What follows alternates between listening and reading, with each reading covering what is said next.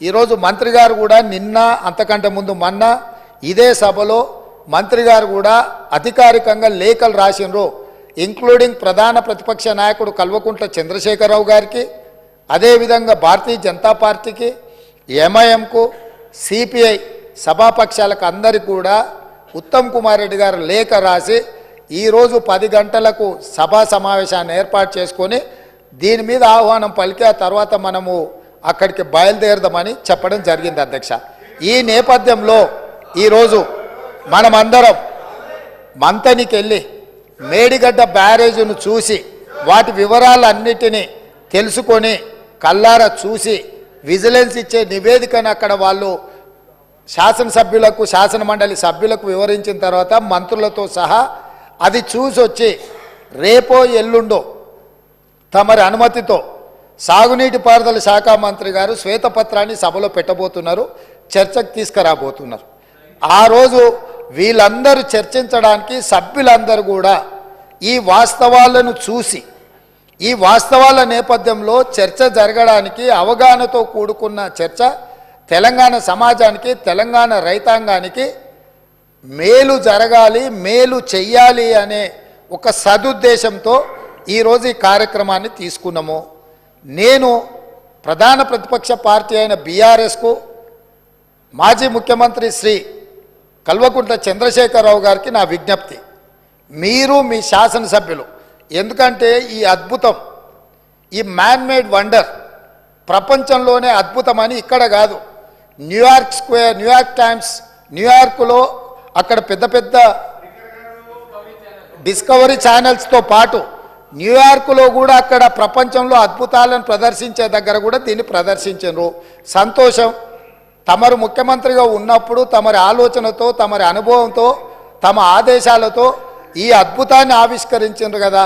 ఈరోజు ఈ అద్భుతాన్ని తెలంగాణ ప్రజలు ఎన్నుకున్న శాసనసభ్యులు, శాసనమండలి సభ్యులకు చూపించేటప్పుడు వారే ముందుండి వారే ఏ విధంగా ఈ అద్భుతాన్ని సృష్టించినరో, దానికోసం వారు ఎంత శ్రమపడ్డారో, ఎన్ని రాత్రులు నిద్ర లేకుండా వారు గడిపినరో, వారి అనుభవాలను అన్నిటిని కూడా అక్కడ అందరికీ వివరించి చెప్తే తెలంగాణ సమాజానికంతా కూడా ఈ అద్భుతం అదేంది మన అక్కడ ఉన్నది కదా, మన ఏందన్న ప్రేమకు ప్రతీక ఉంటుంది చూడు, తాజ్మహల్ అంత అద్భుతాన్ని అక్కడ ఆవిష్కరించింది కాబట్టి కల్లారా చూసి మేము చూస్తే మా చెవులకు అందరికీ వీను విందుగా వారు చెప్పడానికి అవకాశం ఉంది.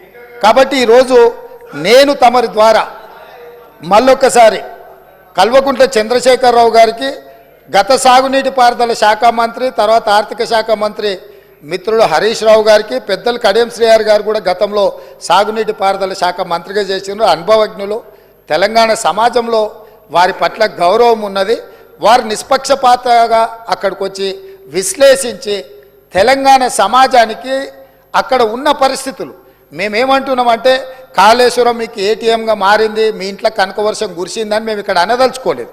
కాకపోతే అక్కడ ఏదైతే జరిగిందో జరిగిన వాస్తవాలను తెలంగాణ ప్రజలకు తెలుసుకునే హక్కు, అధికారం లేదా అని నేను అడుగుతున్నా.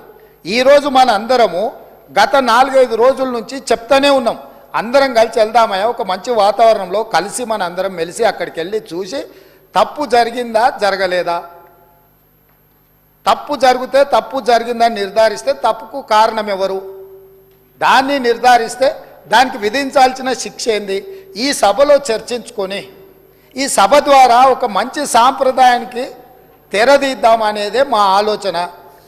ఈరోజు మేము దానికోసమే ఆ ప్రాంత శాసనసభ్యుడు కాబట్టి గతంలో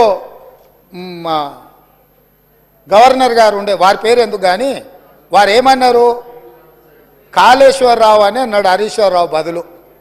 కాళేశ్వరరావు గారిని కూడా ఈరోజు మేము అక్కడికి కాళేశ్వరం పోదామని అడుగుతున్నాము. మేము ఆహ్వానించడంలో ఉన్న తప్పేముంది అధ్యక్ష? ఇప్పుడు మేము ఒకవేళ బై రోడ్డు మేము బస్సులు పెట్టుకున్నాం, అందరం కలిసిపోయినట్టు ఉంటుందని. ఒకవేళ ఏదైనా మీకు బస్సులో ఇంత దూరం ప్రయాణం చేయడానికి ఏదైనా ఉంటే ప్రభుత్వానికి అధికారికంగా హెలికాప్టర్ ఉన్నది.